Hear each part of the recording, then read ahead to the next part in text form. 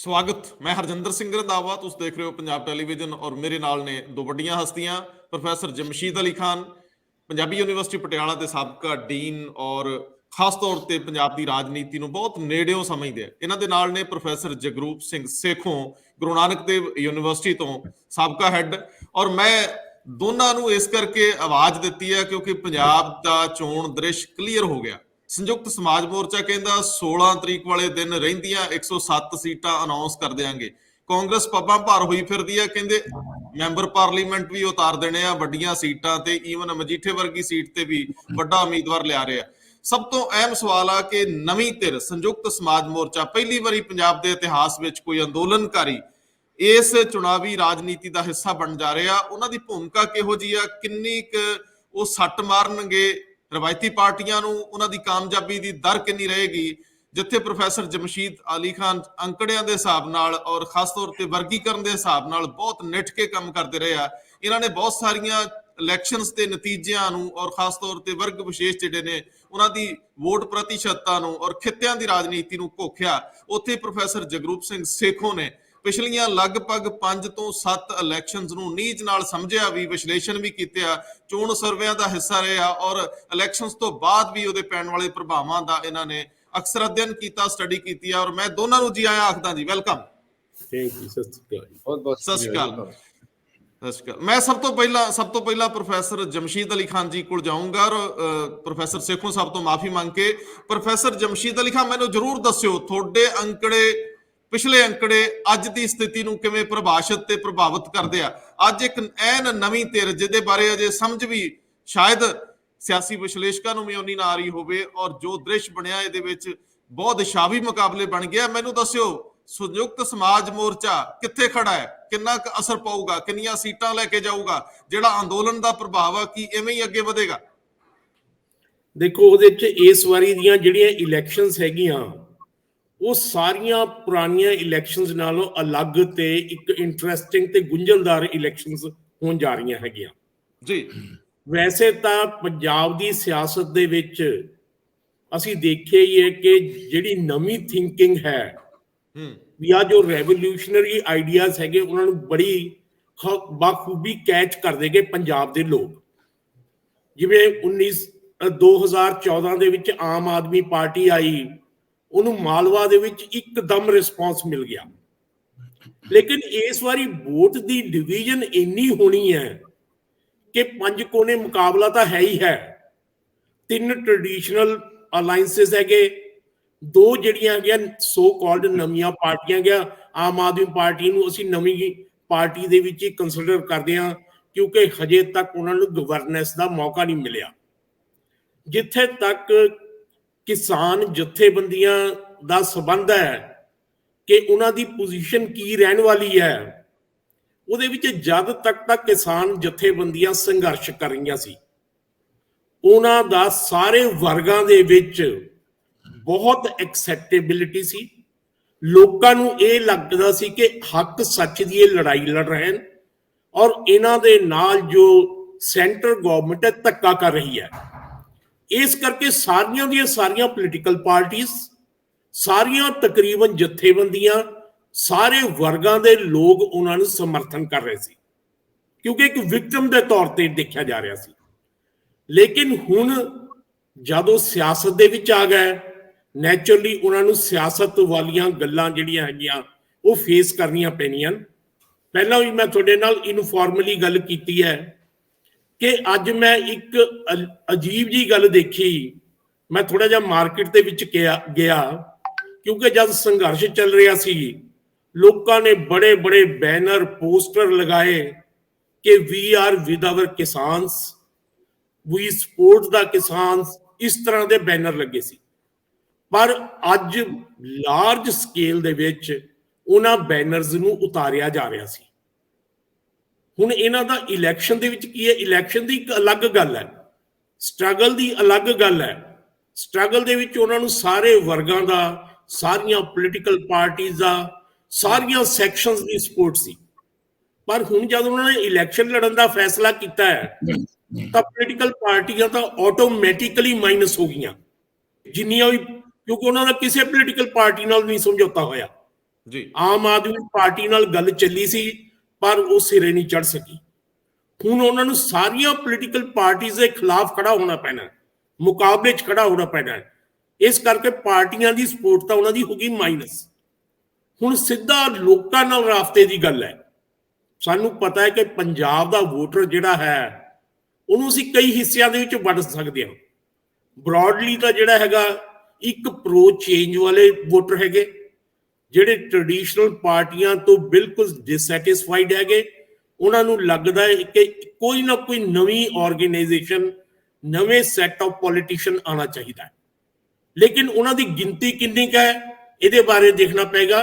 ਦੂਸਰੀ ਜਿਹੜੀ ਪੰਜਾਬ ਦਾ ਵੋਟਰ ਹੈ ਨਾ, ਮੈਨੂੰ ਲੱਗਦਾ ਹੋਰ ਕਈ ਹਿੱਸਿਆਂ 'ਚ ਵੰਡਿਆ ਹੋਇਆ। ਇੱਕ ਟ੍ਰੈਡੀਸ਼ਨਲ ਪਾਰਟੀਆਂ ਦੇ ਨਾਲ ਜੁੜਿਆ ਹੋਇਆ ਵੋਟ ਬੈਂਕ ਹੈ। ਫਰਜ਼ ਕਰੋ ਜਿਹੜਾ 2-3 ਜਨਰੇਸ਼ਨਾਂ ਤੋਂ ਅਕਾਲੀ ਦਲ ਨੂੰ ਵੋਟ ਪਾ ਰਿਹਾ ਉੱਥੇ ਹੀ ਪਾਏਗਾ, ਕਾਂਗਰਸ ਨੂੰ ਪਾ ਰਿਹਾ ਉੱਥੋਂ ਬੜੀ ਮੁਸ਼ਕਿਲ ਹਿੱਲੇਗਾ, ਜਿਹੜਾ ਜਿੱਥੇ ਪਾ ਰਿਹਾ ਬੜੀ ਮੁਸ਼ਕਿਲ ਹਿੱਲਦਾ।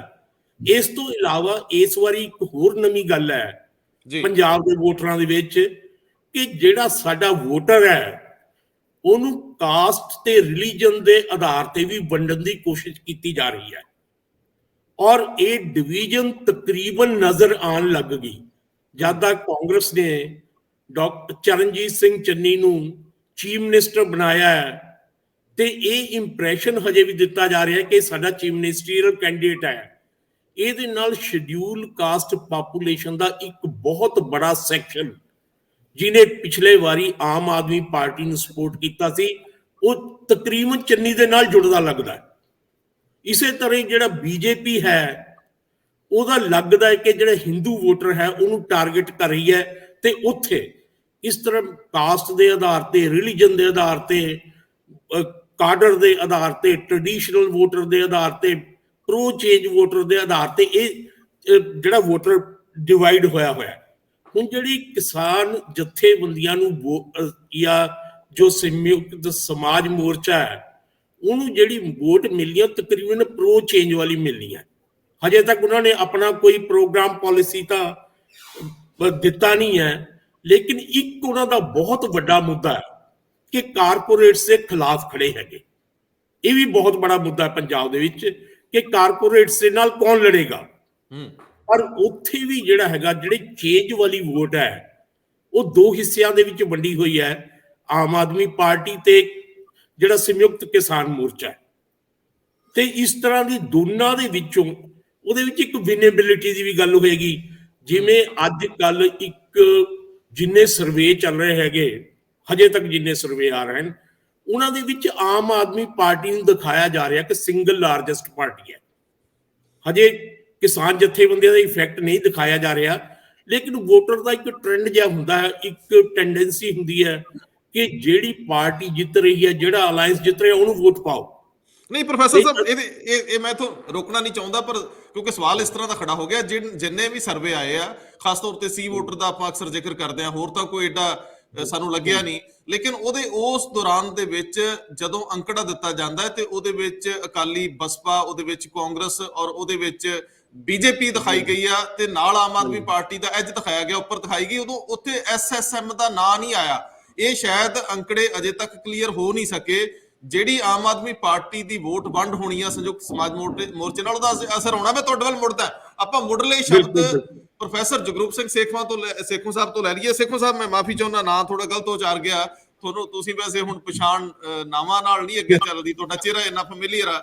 ਮੈਨੂੰ ਜ਼ਰੂਰ ਦੱਸਿਓ ਕਿ ਇਸ ਵੇਲੇ ਸੰਯੁਕਤ ਸਮਾਜ ਮੋਰਚਾ ਜਿਹੜਾ ਅੰਦੋਲਨ ਦੇ ਵਿੱਚ ਇੱਕ ਬਹੁਤ ਵੱਡੀ ਧਿਰ ਵਾਂਗ ਆਇਆ, ਜਿਹੜਾ ਅੰਦੋਲਨ ਤੋਂ ਬਾਅਦ ਵੀ ਇੱਕ ਅਸਰ ਰੱਖਦਾ ਹੈ, ਜਿਹਦੇ ਨਾਲ ਕਲਾਕਾਰ ਵੀ ਬਹੁਤ ਵੱਡੀ ਗਿਣਤੀ 'ਚ ਜੁੜੇ, ਜਿਹਦੇ ਵਿੱਚ ਹਰ ਵਰਗ ਜੁੜਿਆ ਸੀਗਾ। ਸਿਆਸੀ ਪਾਰਟੀਆਂ ਨੂੰ ਪਾਸੇ ਵੀ ਰੱਖ ਲਈਏ, ਜਿਵੇਂ ਪ੍ਰੋਫੈਸਰ ਸਾਹਿਬ ਨੇ ਕਿਹਾ ਕਿ ਸਿਆਸੀ ਪਾਰਟੀਆਂ ਤਾਂ ਸ਼ਰੀਕ ਬਣ ਗਈਆਂ, ਉਹ ਕਿਉਂ ਸਾਥ ਦੇਣਗੀਆਂ, ਜਾਂ ਉਹ ਤਾਂ ਹੁਣ ਇੱਕ ਦੂਜੇ ਦੇ ਸਾਹਮਣੇ ਖਲੋਣਗੇ ਹੀ। ਲੇਕਿਨ ਮੈਨੂੰ ਇਹ ਦੱਸਿਓ ਕਿ ਜਿਹੜੀ ਅੰਦੋਲਨ ਦੀ ਆਭਾ ਸੀਗੀ, ਗਰਮਾ ਸੀ, ਅੰਦੋਲਨ ਦਾ ਜਿਹੜਾ ਸੇਕ ਸੀਗਾ, ਜਿਹੜਾ ਅੰਦੋਲਨ ਦਾ ਅਸਰ ਸੀ, ਹੁਣ ਸੰਯੁਕਤ ਸਮਾਜ ਮੋਰਚਾ ਅੱਗੇ ਲੈ ਕੇ ਵਧੂਗਾ। ਕੀ ਉਸ ਤਰ੍ਹਾਂ ਦੀ ਲਹਿਰ ਬਣਦੀ ਨਜ਼ਰ ਆਊਗੀ ਦੁਬਾਰਾ? ਸੰਯੁਕਤ ਸਮਾਜ ਮੋਰਚਾ ਅੱਜ ਪੰਜਾਬ ਦੀ ਇਲੈਕਸ਼ਨ ਨੂੰ ਕਿਵੇਂ ਪ੍ਰਭਾਵਿਤ ਤੇ ਪ੍ਰਭਾਸ਼ਿਤ ਕਰ ਰਿਹਾ ਤੁਹਾਡੀ ਨਜ਼ਰ ਤੋਂ? ਮੇਰਾ ਖਿਆਲ ਹੈ ਕਿ ਮੈਂ ਅੱਜ ਕੱਲ ਬੋਲਣ ਨਾਲੋਂ ਜ਼ਿਆਦਾ ਲਿਖਣ ਦੇ ਉੱਤੇ ਜ਼ਿਆਦਾ ਵਿਸ਼ਵਾਸ ਰੱਖਦਾ ਕਿ ਬੋਲੇ ਤੇ ਬਹੁਤਾ ਉਹ ਨਹੀਂ ਹੁੰਦਾ। ਮੈਂ 6 ਜਨਵਰੀ ਦਾ ਜੇ ਤੁਸੀਂ ਪੰਜਾਬੀ ਟ੍ਰਿਬਿਊਨ ਦੇ ਵਿੱਚ ਮੈਂ ਇੱਕ ਡਿਟੇਲਡ ਇਹਦੇ ਉੱਤੇ ਲਿਖਿਆ ਸੀਗਾ, ਜੇ ਤੁਸੀਂ ਪੜ੍ਹਿਆ ਹੋਵੇ, ਸੰਯੁਕਤ ਸਮਾਜ ਮੋਰਚਾ ਤੇ ਆਉਂਦੀਆਂ ਚੋਣਾਂ। ਉਹਦੇ ਵਿੱਚ ਮੈਂ ਇੱਕ ਦਾ ਹਿਸਟੋਰੀਕਲ ਕੰਟੈਕਸਟ ਵੀ ਲੈ ਕੇ ਤੇ ਜੋ ਇੰਪੀਰੀਕਲ ਐਵੀਡੈਂਸਿਸ ਹੈਗੇ ਸੀਗੇ ਉਹਦੇ ਬੇਸਿਸ ਦੇ ਉੱਤੇ ਜਿਹੜਾ ਹੈਗਾ ਸੀ, ਜੋ ਮੇਰੀ ਸਮਝ ਸੀਗੀ, ਮੈਂ ਉਹਦੇ ਮੁਤਾਬਕ ਲਿਖਿਆ ਸੀਗਾ ਜੀ। ਜਾਂ ਪਿਛਲੇ ਦਿਨਾਂ ਦੇ ਵਿੱਚ ਕਿਉਂਕਿ ਅੱਜ ਕੱਲ ਮੈਂ ਵਿਹਲਾ ਹੈਗਾ ਵਾਂ ਤੇ ਫਿਰ ਤੁਰ ਕੇ ਥੋੜਾ ਮੇਲਾ ਦੇਖੀਦਾ ਵਾ, ਨਵਾਂ ਇੱਕ ਕਿਸਮ ਦਾ ਲੱਗਾ ਵੀ ਨਹੀਂ ਉਹ ਵੀ ਕੰਮ ਕਰਨਾ, ਜਰਨਲਿਜ਼ਮ ਵਾਲਾ ਵੀ ਕਰਨਾ, ਚਾਹੇ ਉਹ ਕਰਨਾ ਹੈ, ਉਸ ਕਰਕੇ। ਤੇ ਰਾਜਨੀਤੀ ਨੂੰ ਵੇਖਣਾ ਤਾਂ ਉਦਾਂ ਹੀ ਆ ਜਿੱਦਾਂ ਇੱਕ ਅੱਧਾ ਗਲਾਸ ਭਰਿਆ ਹੁੰਦਾ, ਅੱਧਾ ਖਾਲੀ ਹੁੰਦਾ। ਇਹ ਤੁਸੀਂ ਕਿਸ ਪਾਸਿਓਂ ਵੇਖਦੇ ਜੋ, ਜਾਂ ਕਿਸੇ ਗਰੁੱਪ ਦੀ ਆਪਾਂ ਗੱਲ ਕਰਦੇ ਹਾਂ, ਧਿਰ ਦੀ ਗੱਲ ਕਰਦੇ ਹਾਂ, ਜਦੋਂ ਇਦਾਂ ਦੀ ਅਨਸਰਟਨਟੀ ਹੋਵੇ ਫਿਰ ਆਪਾਂ ਨੂੰ ਉਸ ਤਰੀਕੇ ਦੇ ਨਾਲ ਹੀ ਉਹਨੂੰ ਦੇਖਣ ਦੀ ਲੋੜ ਹੈ।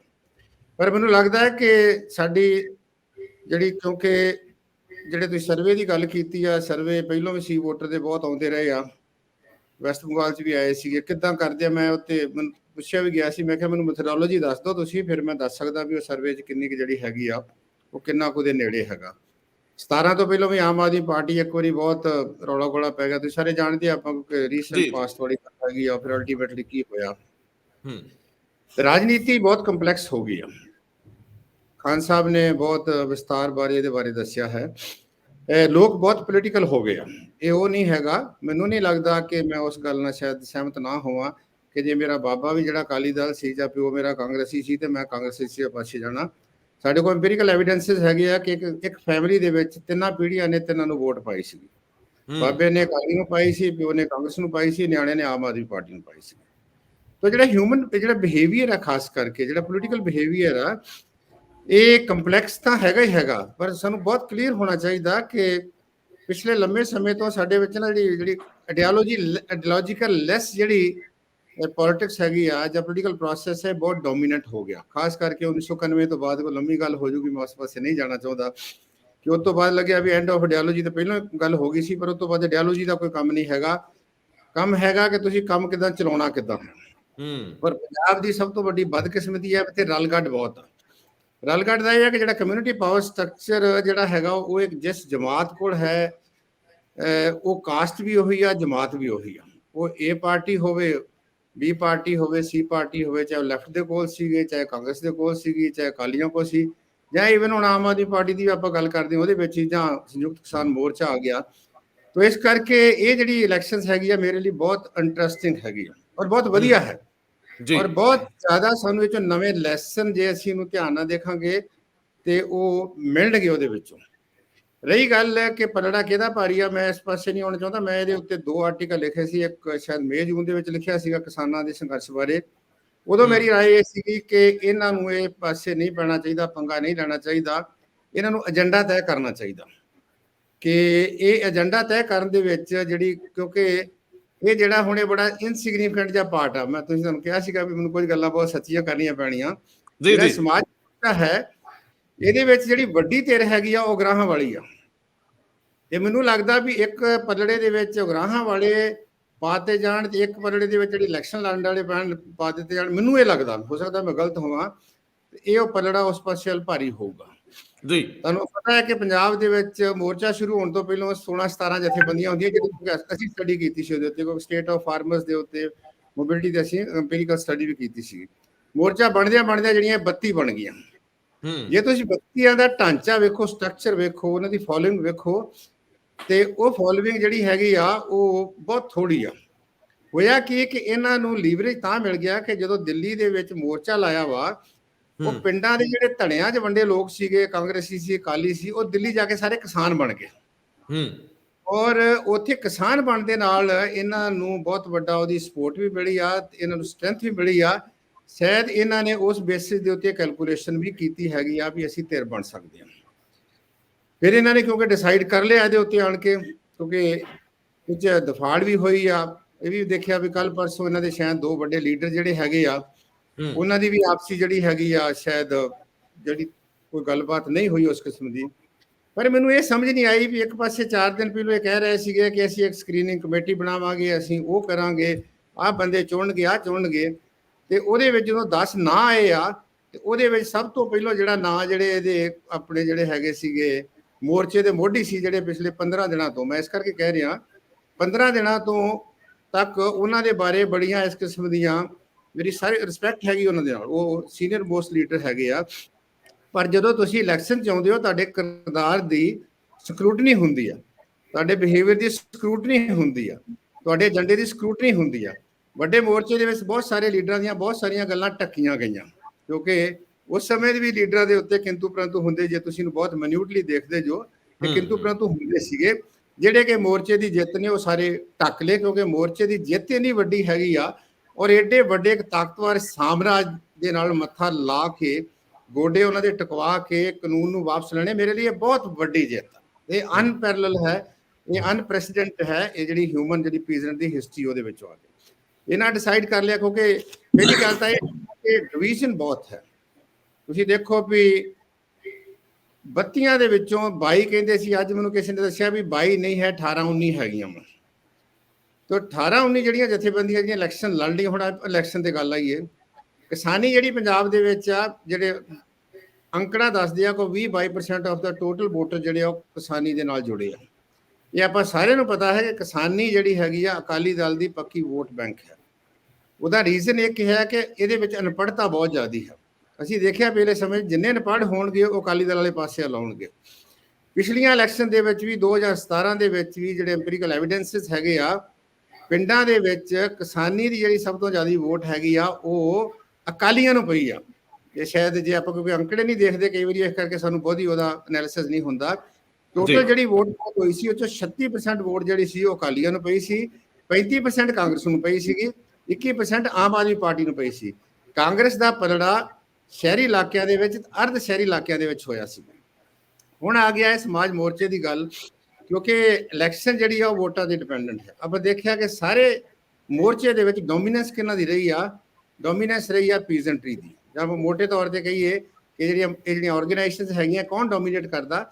ਇਹਨਾਂ ਦੇ ਵਿੱਚ ਜਿਹੜੀ ਸਾਡੀ ਦੂਸਰੇ ਭਾਈਚਾਰਾ ਹੈਗਾ, ਜਿਹੜਾ ਦਲਿਤ ਭਾਈਚਾਰਾ ਹੈ, ਜਿਨ੍ਹਾਂ ਦੀ ਆਬਾਦੀ ਜਿਹੜੀ ਹੈਗੀ ਆ ਉਹ ਤੀਸਰਾ ਆਬਾਦੀ ਤੋਂ ਜ਼ਿਆਦਾ ਹੈ, ਉਹਨਾਂ ਦੀ ਜੇ ਕੋਈ ਪਾਰਟਿਸਿਪੇਸ਼ਨ ਹੋਈ ਆ ਤੇ ਉਹ ਸ਼ਾਇਦ ਉਗਰਾਹਾਂ ਵਾਲੇ ਜਿਹੜਾ ਫੈਕਸ਼ਨ ਹੈਗਾ ਵਾ, ਜਿਨ੍ਹਾਂ ਨੇ ਇਹਦੇ ਵਿੱਚ ਪਾਰਟਿਸਿਪੇਟ ਨਾ ਕਰਨ ਦਾ ਫਾਇਦਾ ਲਿਆ ਵਾ, ਤੇ ਉਹਨਾਂ ਦੀ ਹੀ ਹੈਗੀ ਜਿਹੜੀ ਮੋਬਿਲਾਈਜੇਸ਼ਨ ਹੋਈ ਆ। ਦੂਸਰੇ ਜਦੋਂ ਇਹ ਚੱਲਦਾ ਖੇਡ, ਮੈਂ ਇਸ ਕਰਕੇ ਕਹਿ ਰਿਹਾ ਕਿ ਜਿਹੜੀ ਇਲੈਕਸ਼ਨ ਜਿੱਤਣੀ ਹੈ ਜਾਂ ਵੋਟਾਂ ਜਿਹੜੀਆਂ ਉਹ ਨੰਬਰ ਦਾ ਖੇਲ ਹੈਗਾ, ਕਿ ਕੀ ਉਸ, ਕਿਉਂਕਿ ਜੇ ਸਵਾਲ ਅਨਰਿਜ਼ੋਲਵਡ ਹੈਗੇ, ਪੀਜ਼ੈਂਟਰੀ ਨੇ ਪਾਰਟਿਸਿਪੇਟ ਕੀਤਾ, ਕੀ ਉਹ ਪਾਰਟਿਸਿਪੇਸ਼ਨ ਜਿਨ੍ਹਾਂ ਕੋਲ ਇਹਨਾਂ ਨੇ ਲੈਣੀਆਂ ਵੋਟਾਂ, ਦੂਸਰਾ ਹੋਰ ਤਬਕਾ ਵਾ, ਇੱਕ ਵਾਰੀ ਹੁੰਦਾ ਕਿ ਇੱਕ ਲੈਵਲ ਦੇ ਉੱਤੇ ਤੁਹਾਡੀ ਸਿੰਪਥੀ ਆ ਜਾਂਦੀ ਆ, ਤੁਸੀਂ ਜਿਹੜਾ ਉਹਦੇ ਵਿੱਚ ਕਈ ਕਿਸਮ ਦਾ ਜਿਹੜਾ ਹੁੰਦਾ, ਕਿਉਂਕਿ ਉਹਨਾਂ ਦੇ ਹਿੱਤ ਵੀ ਜੋੜਦੇ ਸੀਗੇ, ਉਹ ਲੋਕ ਕਿੰਨੇ ਇਹਨਾਂ ਦੇ ਨਾਲ ਚੱਲਦੇ ਆ ਜਾਂ ਉਹਨਾਂ ਦਾ ਏਜੰਡਾ ਕਿੰਨਾ ਨਾਲ ਲੈ ਕੇ ਚੱਲਦੇ ਆ। ਮੈਂ ਤਾਂ ਇਹਨਾਂ ਦੇ ਵੇਖਣ ਡਿਆ ਵੀ ਜਿਹੜਾ ਦਾ ਢਾਂਚਾ ਹੈਗਾ, ਮੈਨੂੰ ਕੋਈ ਵੀ ਵਿਅਕਤੀ, ਮੈਨੂੰ ਨਹੀਂ ਲੱਗਾ, ਹੋ ਸਕਦਾ ਹੁਣ ਕਿ ਜਿਹੜਾ ਹੋਰ ਸਮਾਜ ਦੇ ਤਬਕੇ ਆ, ਚਾਹੇ ਉਹ ਛੋਟਾ ਦੁਕਾਨਦਾਰ ਹੈ,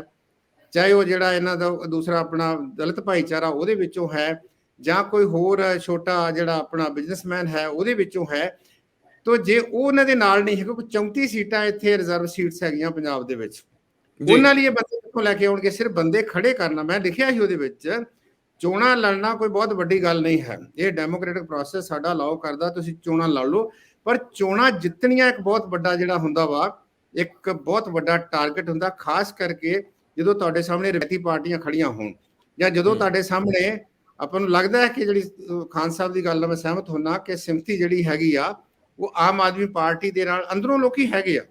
ਆਮ ਆਦਮੀ ਪਾਰਟੀ ਲੋਕਾਂ ਦੀ ਇਮੇਜਿਨੇਸ਼ਨ ਦਾ ਹਿੱਸਾ ਬਣਦਾ ਹੈ।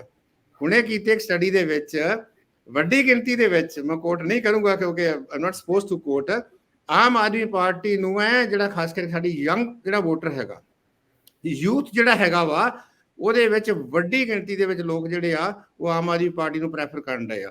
ਰਵਾਇਤੀ ਪਾਰਟੀਆਂ ਲੋਕਾਂ ਦੀ ਨਫ਼ਰਤ ਦਾ ਜਿਹੜਾ ਬਹੁਤ ਵੱਡਾ ਇੱਕ ਕਾਰਨ ਬਣ ਚੁੱਕੀਆਂ। ਸੋ ਮੇਰਾ ਕਹਿਣ ਤੋਂ ਭਾਵ ਹੈਗਾ ਕਿ ਉਹ ਤਾਂ ਸੇਫ ਸੀਗਾ। ਹੁਣ ਇਹਨਾਂ ਨੇ ਜਿਹੜਾ ਕਿਸਾਨਾਂ ਨੇ ਜੰਪ ਕੀਤਾ ਵਾ ਕਿ ਢਾਂਚਾ ਬਣਾਉਣਾ, ਅਜੇ ਉਹਦੇ ਗੱਲ ਤੋਂ ਸੀ ਨਾ ਵੀ ਬੂਹੇ ਆਈ ਜੰਜ ਤੇ ਵਿਨੋ ਕੁੜੀ ਦੇ ਕੰਨ, ਹੁਣ ਤੇ ਕਹਿੰਦੇ ਵੀ ਬੂਹੇ ਜੰਜ ਨਹੀਂ, ਹੁਣ ਤੇ ਕੁੜੀ ਨੂੰ ਤੇ ਉਹਦੇ ਲਾਵਾਂ ਤੇ ਬਿਠਾਉਣ ਵਾਲਾ ਕੰਮ ਹੋ ਗਿਆ, ਤੇ ਫਿਰ ਉਹਦੇ ਕੰਨ ਗੱਲ ਹੈਗੀ ਆ ਕਦੋਂ ਤੱਕ ਢਾਂਚਾ ਬਣੂਗਾ। ਤਾਂ ਮੈਨੂੰ ਇਹ ਲੱਗਦਾ ਹੈ ਕਿ ਉਹਨਾਂ ਦਾ ਫੈਸਲਾ ਹੈ, ਮੈਂ ਇਹ ਨਹੀਂ ਕਹਿੰਦਾ ਉਹ ਨਹੀਂ, ਪਰ ਲੱਗਦਾ ਇਹ ਸੀ ਵੀ ਜਿਸ ਤਰੀਕੇ ਨਾਲ ਫੈਸਲਾ ਕੀਤਾ, ਕਿਤੇ ਲੀਡਰਾਂ ਦੀਆਂ ਬਹੁਤ ਸਾਰੀਆਂ ਜਿਹੜੀਆਂ ਆਕਾਂਸ਼ਾਵਾਂ ਹੁੰਦੀਆਂ ਵਾ ਬਹੁਤ ਆਪਣੇ ਆਪ ਨੂੰ ਜਿਹੜਾ ਇੰਨੀ ਜਿਹੜੀ ਹਾਈ ਐਕਸਪੈਕਟੇਸ਼ਨ ਜਿਹੜੀਆਂ ਹੈ ਕਿ ਸਾਡੀ ਉਹਨਾਂ ਦੀ ਕੈਪੈਸਿਟੀ ਉਨੀ ਹੈਗੀ ਆ, ਕੈਪੇਬਿਲਿਟੀ ਹੈਗੀ ਆ, ਕਿਤੇ ਇਹ ਨਾ ਹੋਵੇ। ਮੈਂ ਆਪਾਂ ਸਾਰੇ ਜਾਣਦੇ ਆ ਕਿ ਕਿਸਾਨਾਂ ਨੇ ਘੋਲ ਪਹਿਲੇ ਲੜੇ ਵੀ ਹੈਗੇ ਆ। ਆਪਾਂ ਯੂਪੀ ਦੀ ਗੱਲ ਦੇਖ ਸਕਦੇ ਆ, ਮਹਿੰਦਰ ਸਿੰਘ ਟਕੈਤ ਦੀ ਗੱਲ ਹੈਗੀ ਸੀ 86-87 ਦਾ ਬਹੁਤ ਵੱਡਾ ਇੱਕ ਸਟਰਗਲ ਸੀਗੀ ਸੈਂਟਰ ਗਵਰਨਮੈਂਟ ਦੇ ਅਗੇਂਸਟ ਗੰਨੇ ਦੀ ਪੇਮੈਂਟ ਲੈਣ ਵਾਸਤੇ, ਪਰ ਬਾਅਦ ਚ ਜਦੋਂ ਇਲੈਕਸ਼ਨ ਦਾ ਵੇਲਾ ਆਇਆ ਵਾ ਲੋਕਾਂ ਨੇ ਵੋਟਾਂ ਨਹੀਂ ਉਹਨੂੰ ਪਾਈਆਂ। ਸੋ ਮੇਰਾ ਕਹਿਣ ਤੋਂ ਭਾਵ ਹੈਗਾ ਕਿ ਸਟਰਗਲ ਕਰਨੀ ਇੱਕ ਹੋਰ ਚੀਜ਼ ਹੈਗੀ ਆ।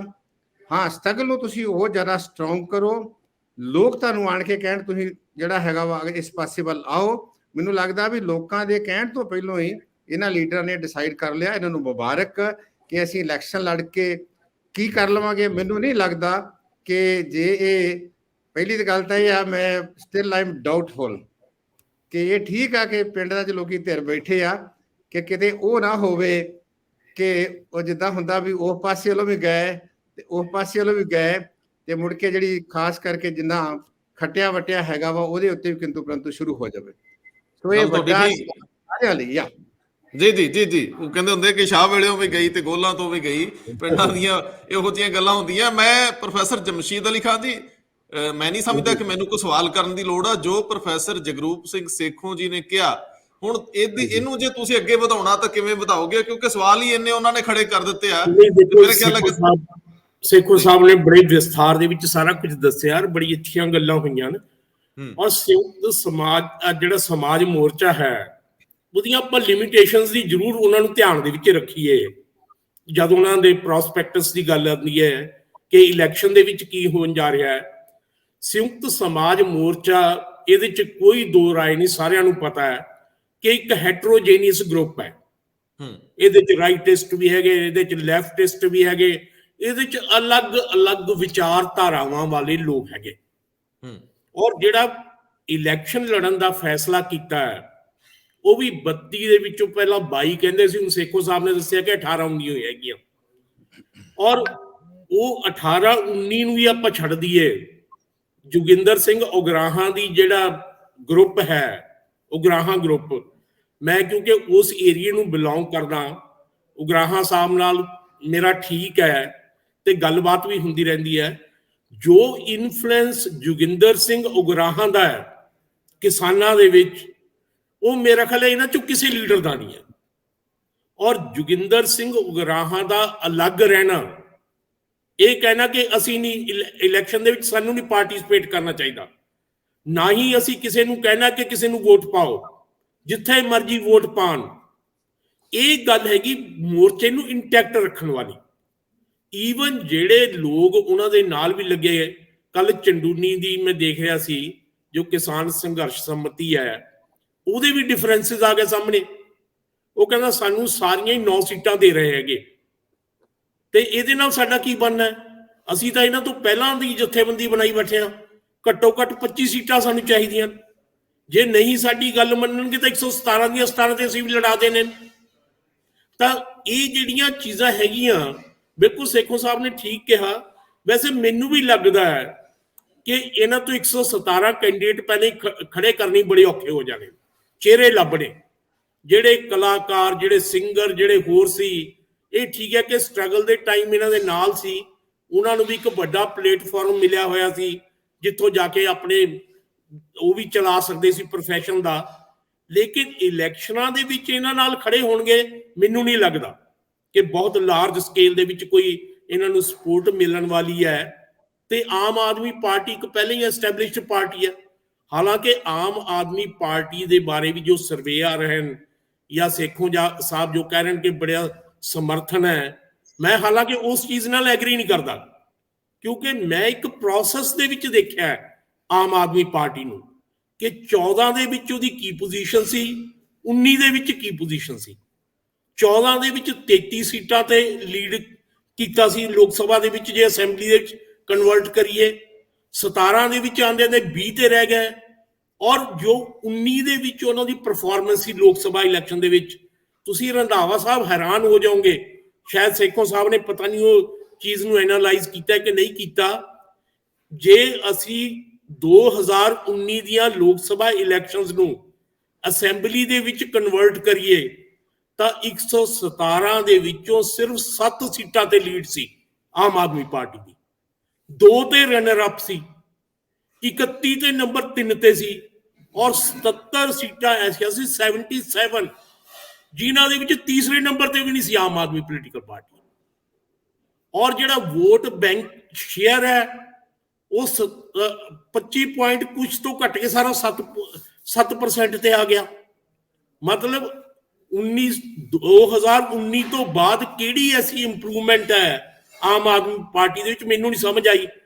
2019 ਤੋਂ ਬਾਅਦ ਤਾਂ ਬਲਕਿ ਆਮ ਆਦਮੀ ਪਾਰਟੀ ਦੇ ਅੱਧੇ MLA ਆਮ ਆਦਮੀ ਪਾਰਟੀ ਨੂੰ ਛੱਡ ਗਏ, ਕਿੱਡੇ ਵੱਡੇ ਵੱਡੇ ਲੀਡਰ ਛੱਡ ਕੇ ਚਲੇ ਗਏ। ਤਾਂ ਮੈਨੂੰ ਨਹੀਂ ਲੱਗਦਾ, ਕਿਉਂਕਿ ਆਏ ਵਾਰੀ ਹੋਈ ਆਮ ਆਦਮੀ ਪਾਰਟੀ ਦੀ ਬੜੀ ਹਾਈਪ ਕ੍ਰੀਏਟ ਕੀਤੀ ਜਾਂਦੀ ਹੈ। ਅੱਛਾ, ਇਹਦੇ ਚ ਪ੍ਰੋਫੈਸਰ ਸਾਹਿਬ ਇੱਕ ਅਹਿਮ ਸਵਾਲ ਮੇਰਾ ਲੈ ਲਿਓ। ਉਦੋਂ ਜਦੋਂ ਇਹ ਸਥਿਤੀਆਂ ਬਣੀਆਂ, ਉਦੋਂ ਆਮ ਆਦਮੀ ਪਾਰਟੀ ਰਵਾਇਤੀ ਪਾਰਟੀਆਂ ਦੇ ਖਿਲਾਫ ਕੱਲੀ ਚੇਂਜ ਲਈ ਖੜੀ ਸੀਗੀ, ਜਿਹੜੀ ਬਦਲਾਅ ਵਾਲੀ ਪਾਰਟੀ ਸੀਗੀ। ਉਦੋਂ ਕਾਂਗਰਸ ਔਰ ਅਕਾਲੀ ਦਲ ਦੇ ਮੁਕਾਬਲੇ ਤੇ ਸਿਰਫ ਆਮ ਆਦਮੀ ਸੀ। ਇਸ ਵਾਰੀ ਸ਼ਾਇਦ ਜੇਕਰ ਤੁਸੀਂ ਦੂਜਾ ਐਂਗਲ ਦੇਖੋ ਤੇ ਪੰਜਾਬ 'ਚ ਪਹਿਲੀ ਵਾਰੀ ਬੀਜੇਪੀ ਵੀ ਆਪਣੀ ਕਿਸਮਤ ਅਜਮਾ ਰਹੀ ਹੈ ਜ਼ਿਆਦਾ ਸੀਟਾਂ ਤੇ, ਔਰ ਸੰਯੁਕਤ ਸਮਾਜ ਮੋਰਚਾ ਕਿਸਾਨੀ ਵਾਲੀ ਧਰਾਤਲੀ ਵੋਟ, ਜਿਹਨੂੰ ਅਜੇ ਥੋੜੀ ਚੇਤਨਾ ਵੀ ਮਿਲੀ ਆ ਇਸ ਅੰਦੋਲਨ ਦੇ ਦੌਰਾਨ, ਲੋਕ ਅਵੇਅਰ ਵੀ ਹੋਏ, ਅਜੇ ਸੱਜਰਾ ਅਸਰ ਵੀ ਹੈਗਾ, ਅਜੇ ਇੱਕ ਤਰ੍ਹਾਂ ਨਾਲ ਜੁੜਿਆ ਹੋਇਆ ਨੈਟਵਰਕ ਵੀ ਹੈਗਾ, ਲੋਕ ਇੱਕ ਦੂਜੇ ਨਾਲ ਜੁੜੇ ਹੋਏ ਆ, ਕਿਸਾਨ ਜਥੇਬੰਦੀਆਂ ਦੇ ਆਗੂਆਂ ਨਾਲ ਵੀ, ਉਹ ਭਾਵੇਂ 2%, 3%, 5% ਟੋਟਲ ਦਾ ਹੋਵੇ। ਤੇ ਮੈਂ ਇਹੀ ਸਮਝਣਾ ਚਾਹੁੰਦਾ ਕਿ ਆਮ ਆਦਮੀ ਪਾਰਟੀ ਨੂੰ ਜੇ ਅੱਜ ਉੱਪਰ ਖੜੀ ਮੰਨ ਵੀ ਲਈਏ, ਕੇਜਰੀਵਾਲ ਜ਼ੋਰ ਵੀ ਪੂਰਾ ਲਾ ਰਿਹਾ ਇਸ ਬਦਲਾਅ ਦੀ ਵੋਟ ਵੰਡ ਦੇ ਵਿੱਚ, ਤੇ ਇੰਨੇ ਬਹੁਤ ਦਿਸ਼ਾਵੀ ਤੇ ਬਹੁਤ ਧਰਾਵੀ ਮੁਕਾਬਲਿਆਂ ਦੇ ਵਿੱਚ ਮੈਂ ਸਥਿਤੀ ਕੀ ਦੇਖਾਂ ਬਣਦੀ। ਇਹ ਮੈਂ ਦੋਨਾਂ ਲਈ ਆਖਰੀ ਸਵਾਲ ਹੈ ਮੇਰਾ। ਇਹ ਜਿਹੜਾ ਬਹੁਤ ਤਰੀਕ ਮੁਕਾਬਲਾ ਹੈ, ਇਹਦੇ ਵਿੱਚ ਜਿਹੜਾ ਵੀ ਜਿੱਤੇਗਾ ਥੋੜੇ ਥੋੜੇ ਮਾਰਜਨ ਤੇ ਜਿੱਤੇਗਾ, ਜਿੱਤਣ ਦਾ ਮਾਰਜਨ ਬਹੁਤ ਘੱਟ ਹੋਏਗਾ। ਤੇ ਇਹਦੇ ਵਿੱਚ ਜਿਹੜਾ ਆਮ ਆਦਮੀ ਪਾਰਟੀ ਨੂੰ ਸਭ ਤੋਂ ਜ਼ਿਆਦਾ ਨੁਕਸਾਨ ਮੇਰਾ ਖਿਆਲ ਹੋਣ ਜਾ ਰਿਹਾ, ਜੋ ਸੰਯੁਕਤ ਕਿਸਾਨ ਮੋਰਚਾ ਬਣਿਆ ਹੈ, ਜੇ ਆਪਾਂ ਦੇਖੀਏ ਇਹਨਾਂ ਦਾ ਜਿਹੜਾ ਸਪੋਰਟ ਬੇਸ ਹੈ ਜਾਂ ਕੋਰ ਏਰੀਆ ਹੈ, ਉਹ ਤਾਂ ਰੂਰਲ ਏਰੀਆ ਦੇ ਵਿੱਚ ਹੀ ਹੋਏਗਾ।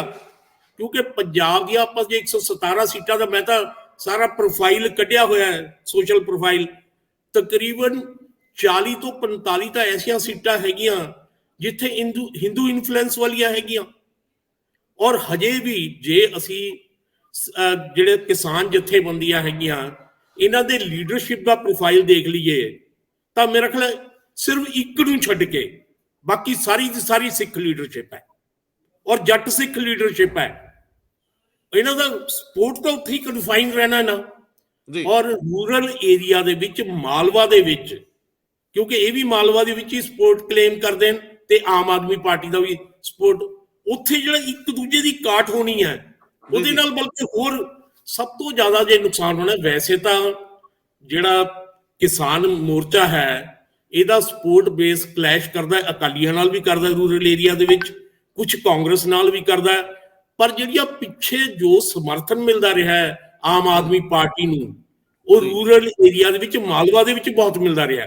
ਔਰ ਇਹਦੇ ਵਿੱਚ ਜਿਹੜੀ ਕਾਟ ਹੋਣੀ ਹੈ ਉਹ ਕਿਸਾਨਾਂ ਦੀ, ਸਭ ਤੋਂ ਜ਼ਿਆਦਾ ਇਫੈਕਟ ਆਮ ਆਦਮੀ ਪਾਰਟੀ ਨੂੰ ਕਰਨੀ ਹੈ।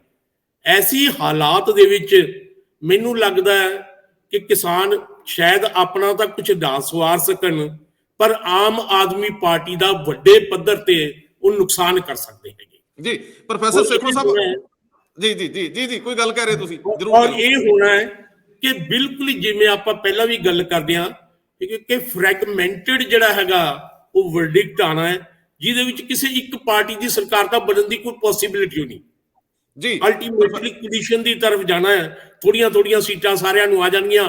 ਹੋ ਸਕਦਾ ਕਿਸਾਨਾਂ ਨੂੰ ਵੀ ਜਿਹੜੇ ਇੰਪੋਰਟੈਂਟ ਲੀਡਰ ਹੈਗੇ ਸੰਯੁਕਤ ਕਿਸਾਨ ਮੋਰਚੇ ਦੇ, 2-4 ਇੰਪੋਰਟੈਂਟ ਲੀਡਰ ਜਿੱਤ ਸਕਦੇ।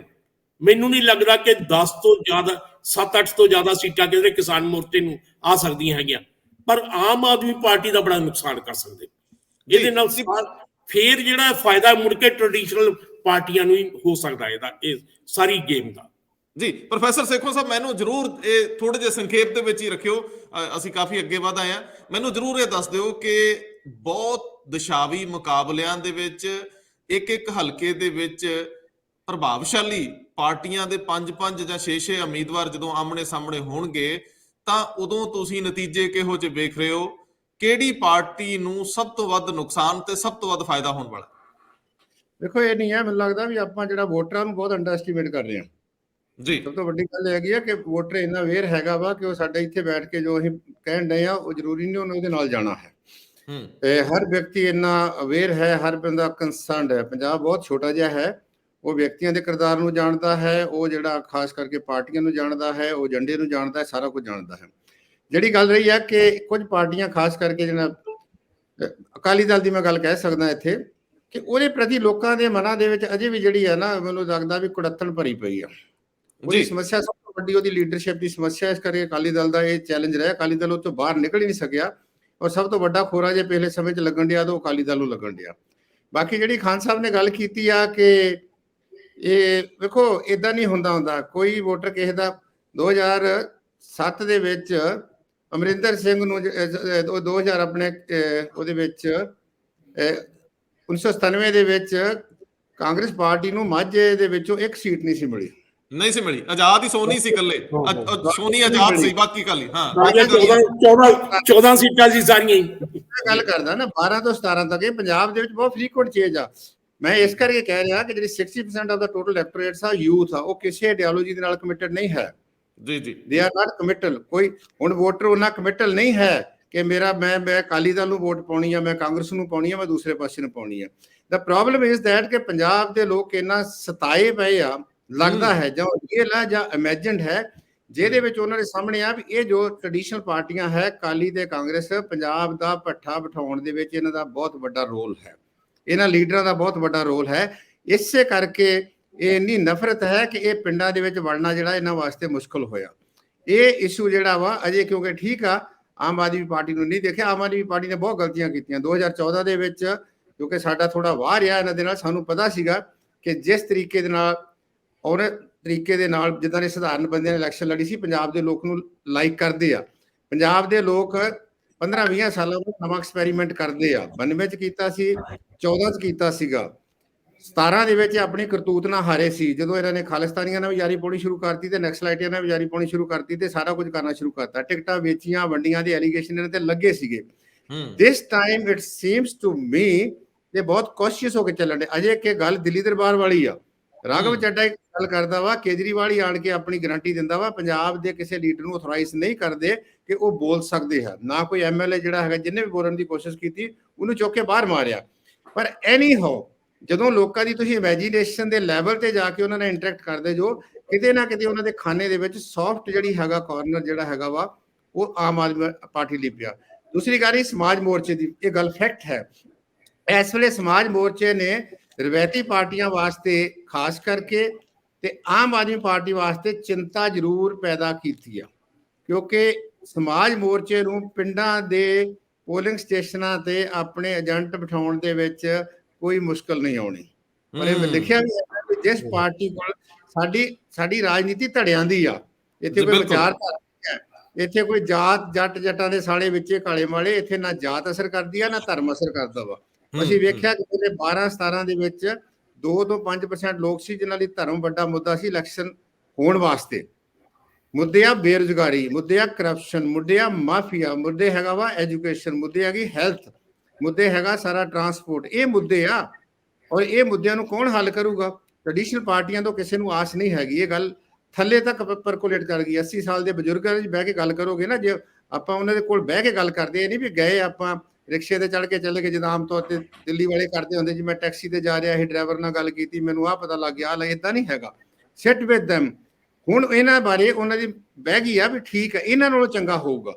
ਔਰ ਇਸ ਵੇਲੇ ਉਹ ਕੋਸ਼ਿਸ਼ ਚੱਲੇ, ਜਿਹੜੀ ਮੈਂ ਗੱਲ ਕੀਤੀ ਆ, ਉਹ ਇਦਾਂ ਦਾ ਸਰਵੇ ਨਹੀਂ ਜਿਹੜਾ ਦੂਸਰਿਆਂ ਦਾ ਕੀਤਾ ਸੀ। ਉਹ ਬਹੁਤ ਜਿਹੜਾ ਹੈਗਾ ਇੱਕ ਸਟੀਕ ਕਿਸਮ ਦੀ ਲੋਕਾਂ ਦੀ ਐਕਸੈਪਟੈਂਸ ਜਿਹੜੀ ਹੈਗੀ ਸੀ ਉਹ ਅਜੇ ਤੱਕ ਬੈਠੀ। ਹਾਂ, ਕੱਲ ਨੂੰ ਇਹ ਕੀ ਮੂਰਖਤਾ ਕਰਦੇ ਆ, ਕੱਲ ਨੂੰ ਕੋਈ ਬਹੁਤ ਵੱਡਾ ਹੋਰ ਘਟਨਾ ਚੱਕਰ ਹੋ ਜਾਂਦਾ ਵਾ ਜਾਂ ਕੋਈ ਹੋਰ ਹੋ ਜਾਂਦਾ, ਜਿੱਦਾਂ ਪਿਛਲੀ ਸਾਰੀ ਕੇਜਰੀਵਾਲ ਨੇ ਕਹਿਤਾ ਮੈਂ ਹੀ ਚੀਫ ਮਿਨਿਸਟਰ ਬਣ ਜਾਣਾ, ਉਹ ਪੱਠਾ ਬਿਠਾਤਾ ਉਹਦੇ। ਪੰਜਾਬ ਦੇ ਲੋਕਾਂ ਨੇ ਪਿਛਲੀ ਇਲੈਕਸ਼ਨ 'ਚ ਕਿਹਾ ਸੀਗਾ ਵੀ ਆਰ ਨਾਟ ਬੋਦਰਡ ਅਬਾਊਟ ਕਿ ਚੀਫ ਮਿਨਿਸਟਰ ਹਿੰਦੂ ਬਣਦਾ ਵਾ ਜਾਂ ਸਿੱਖ ਬਣਦਾ ਵਾ, ਉਹ ਪੰਜਾਬ ਦਾ ਹੋਣਾ ਚਾਹੀਦਾ, ਪੰਜਾਬ ਦਾ ਹਿਤੈਸ਼ੀ ਹੋਣਾ ਚਾਹੀਦਾ। ਪੰਜਾਬ ਦੇ ਵੋਟਰ ਹੈਜ਼ ਗੋਨ ਬਿਯੋਂਡ ਜਾਤ ਪਾਤ ਵਾਲਾ ਕੰਮ ਨਹੀਂ, ਫੰਕਸ਼ਨਲ ਜਿਹੜੀ ਹੈਗੀ ਆ ਉਹ ਜਿਹੜੀ ਸਾਡੇ ਕੋਲ ਗਵਰਨਮੈਂਟ ਚਾਹੁੰਦੇ ਆ। ਤੇ ਇਹ ਗੱਲ ਬਹੁਤ ਕਲੀਅਰ ਹੈਗੀ ਇਹ ਮਾਮਲੇ 'ਚ। ਅਸੀਂ ਬਹੁਤ ਜਾਤ ਪਾਤ ਧਰਮ ਦੇ ਬੇਸੇ ਚੱਲ ਗਿਆ। ਜੇ ਕੋਈ ਇਹ ਸੋਚਦਾ ਵੀ ਉਹਨੂੰ ਜਾਤ ਕਰਕੇ ਜਾਂ ਫਲਾਣਾ ਬਣਾਤਾ ਤਾਂ ਲੋਕੀ ਉਹਨੂੰ ਵੋਟਾਂ ਪਾ ਦੇਣਗੇ, ਉਹ ਨਹੀਂ। ਸਾਡੀ ਜਿਹੜੀ ਡਿਵੀਜ਼ਨ ਹੈਗੀ ਸੋਸਾਇਟੀ ਦੇ ਵਿੱਚ ਉਹ ਵਰਟੀਕਲ ਤੇ ਹੌਰੀਜੈਂਟਲ ਵੀ ਹੈਗੀ ਆ। ਵੀ ਦਲਤਾਂ ਦੀ ਗੱਲ ਕੀਤੀ, ਦਲਤਾਂ ਦੀਆਂ 40 ਸਬ ਕਾਸਟਾਂ ਹੈਗੀਆਂ ਜੀ ਜੀ ਜੀ, ਔਰ ਆਪਸ ਹੋਈਆਂ ਵਾ, ਸੋਸ਼ਲੀ ਹੈਟਰੋਜੀਨੀਅਸ ਹੈਗੀਆਂ। ਇਸ ਵੇਲੇ ਜਿਹੜੀ ਪੰਜਾਬ ਦੇ ਲੋਕਾਂ ਦੀ ਜਿਹੜੀ ਇਮੈਜੀਨੇਸ਼ਨ ਹੈ, ਜਿਹੜਾ ਮੈਨੂੰ ਲੱਗਦਾ ਹੈ ਜੋ ਸੋਚਦੇ ਆ ਵੀ ਸਾਨੂੰ ਕੋਈ ਢੰਗ ਦਾ ਬੰਦਾ ਚਾਹੀਦਾ, ਉਹ ਹਿੰਦੂ ਹੋਵੇ, ਉਹ ਸਿੱਖ ਹੋਵੇ, ਉਹ ਦਲਿਤ ਹੋਵੇ, ਉਹ ਅਪਰ ਕਾਸਟ ਹੋਵੇ, ਉਹ ਦੂਸਰਾ ਹੋਵੇ, ਤੀਸਰਾ ਹੋਵੇ, ਅਸੀਂ ਗਵਰਨੈਂਸ ਚਾਹੁੰਦੇ ਆ। ਕਿਉਂਕਿ ਪਿਛਲੇ ਸਮੇਂ ਦੇ ਵਿੱਚ ਸਭ ਤੋਂ ਵੱਡੀ ਮਾਰ ਜਿਹੜੀ ਆ ਉਹ ਸਾਡੀ ਗਵਰਨੈਂਸ ਨੂੰ ਮਿਲੀ ਆ। ਕਾਂਗਰਸ ਅਕਾਲੀਆਂ ਨੂੰ ਬਾਹਰ ਕੱਢ ਕੇ ਕੀ ਖੱਟਿਆ, ਕਾਂਗਰਸ ਵਾਲੇ ਆ ਗਏ, ਉਹਨਾਂ ਨੇ ਕੀ ਕੀਤਾ, ਗੱਲ ਉੱਥੇ ਦੀ ਉੱਥੇ ਖੜੀ ਆ।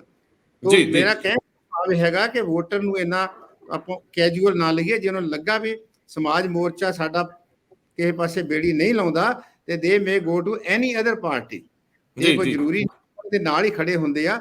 ਉਹਨਾਂ ਦੇ ਵੋਟ ਪਾਉਣ ਵੇਲੇ ਜਿਹੜਾ ਹੈਗਾ ਵਾ, ਜਿਹੜੇ ਰੱਬ ਨੂੰ ਮੰਨਦੇ ਆ ਉਹ ਉਹਨੂੰ ਰੱਬ ਵੇਂਦਾ ਹੁੰਦਾ ਵਾ, ਜਿਹੜੇ ਨਹੀਂ ਮੰਨਦੇ ਉਹਨਾਂ ਨੂੰ ਕੋਈ ਵੀ ਨਹੀਂ ਵੇਂਦਾ ਹੁੰਦਾ। ਵੋਟ ਆਪਣੀ ਮਰਜ਼ੀ ਨਾਲ ਪਾਉਂਦੇ ਆ।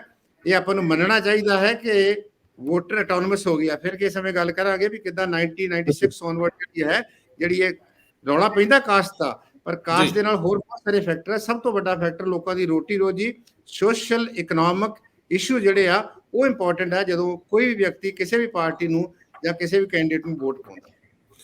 ਪ੍ਰੋਫੈਸਰ ਸੇਖੋਂ ਸਾਹਿਬ ਨੇ ਬਹੁਤ ਹੀ ਵਿਸਥਾਰ ਚ ਦੱਸਿਆ, ਔਰ ਇਹ ਅੰਕੜੇ ਐਸੇ ਨੇ, ਕੋਸ਼ਿਸ਼ ਕਰ ਰਹੇ ਹਾਂ ਕਿ ਅਸੀਂ ਇਹਨਾਂ ਨਾਲ ਸਟੂਡੀਓ ਦੇ ਵਿੱਚ ਇਲੈਕਸ਼ਨ ਦੇ ਦੌਰਾਨ ਲਗਾਤਾਰ ਬੈਠ ਸਕੀਏ। ਜੇ ਸਾਡੀ ਬੇਨਤੀ ਇਹਨਾਂ ਪ੍ਰਵਾਨ ਕਰ ਲਈ ਤੇ ਤੁਹਾਨੂੰ ਕਈ ਐਂਗਲ ਦੇਖਣ ਨੂੰ ਮਿਲਣਗੇ। ਔਰ ਪ੍ਰੋਫੈਸਰ ਜਮਸ਼ੀਦ ਅਲੀ ਖਾਨ ਸਾਡੇ ਨਾਲ ਸਹਿਮਤੀ ਦੇ ਚੁੱਕੇ ਆ ਲਗਾਤਾਰ ਜੁੜਨ ਲਈ ਪਟਿਆਲੇ ਤੋਂ।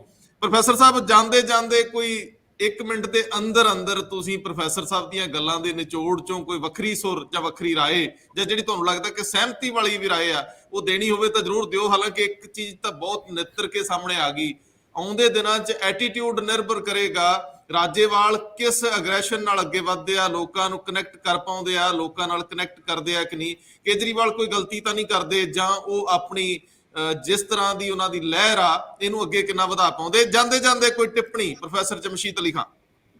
ਦਰਅਸਲ ਮੇਰੇ ਹਿਸਾਬ ਨਾਲ ਇਹ ਹੈ ਕਿ ਜੋ ਆਪਾਂ ਗੱਲਾਂ ਬਾਤਾਂ ਕਰਦੇ ਆ ਨਾ ਆਮ ਤੌਰ ਤੇ ਚੈਨਲਸ ਤੇ ਜਾਂ ਹੋਰ ਜਗ੍ਹਾ, ਉਹ ਮਿਡਲ ਕਲਾਸ ਨੂੰ ਜ਼ਿਆਦਾ ਫੋਕਸ 'ਚ ਰੱਖਦੇ ਆ ਜੀ, ਕਿ ਮੁੱਦਿਆਂ ਦੀ ਤਰਫ ਬੜੇ ਸੈਂਸਿਟਿਵ ਹੈਗੇ ਜੀ, ਨਸ਼ਿਆਂ ਦਾ ਮਸਲਾ ਹੈ ਜੀ, ਹੋਰ ਰੁਜ਼ਗਾਰ ਦਾ ਮਸਲਾ ਹੈ, ਇਹ ਚੀਜ਼ਾਂ ਹੈਗੀਆਂ। ਲੇਕਿਨ ਜੋ ਰਿਐਲਿਟੀ ਆਫ ਪੋਲਿਟਿਕਸ ਹੈ ਨਾ, ਉਹ ਬਿਲਕੁਲ ਡਿਫਰੈਂਟ ਹੈ। ਬਿਲਕੁਲ ਮੈਨੂੰ ਪਤਾ ਜਿਹੜੀਆਂ ਫ੍ਰੀ ਬੀਜ਼ ਹੈਗੀਆਂ, ਫ੍ਰੀ ਇਲੈਕਟ੍ਰਿਸਿਟੀ, ਨਹੀਂ ਸਰ, ਤੁਸੀਂ ਵੀ ਉੱਥੇ ਹੀ ਖੜੇ ਹੋ। ਤੁਸੀਂ ਥੋੜਾ ਜਿਹਾ ਥੱਲੇ ਆ ਗਏ ਪ੍ਰੋਫੈਸਰ ਸਾਹਿਬ ਨਾਲੋਂ। ਸ਼ਰਾਬ ਦੀ ਬੋਤਲ ਤੇ ਵੀ ਚੱਲਦਾ ਹੈ ਕੰਮ। ਮਾਲਵੇ ਵਿੱਚ ਕਹਿੰਦੇ ਪੈਸੇ ਵੀ ਵੰਡ ਹੁੰਦੇ ਆ, ਬਹੁਤ ਕੁਝ ਨਿੱਕੇ ਨਿੱਕੇ ਮਸਲੇ ਆ, ਕਿਸੇ ਦੀ ਕੰਧ ਬਣਾਤੀ, ਬਹੁਤ ਸਾਰੀਆਂ ਚੀਜ਼ਾਂ ਇਹ ਵੀ ਅਸਰ ਕਰਦੀਆਂ। ਕਿਹਦੀ ਜੇਬ 'ਚ ਕਿੰਨੇ ਪੈਸੇ ਆ, ਉਹ ਕਿੱਦਾਂ ਇਲੈਕਸ਼ਨ ਕੈਂਪੇਨ ਚਲਾਉਂਦਾ, ਅਖੀਰ ਦੇ ਵਿੱਚ ਲੋਕ ਨਤੀਜੇ ਬਦਲਦੇ ਵੇਖੇ ਮੈਂ ਜੀ। ਰੰਧਾਵਾ